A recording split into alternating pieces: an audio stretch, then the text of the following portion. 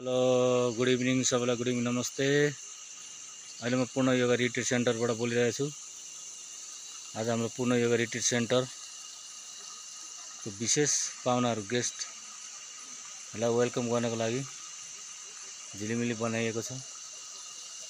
हाम्रो retreat centre सधैँभरिको झिलिमिली नै हो, तर आज विशेष पाहुनाहरू बेलुका आउने भएको हुनाले यसो बेलुकाको स्वागत welcome for guest. This is our building guest house.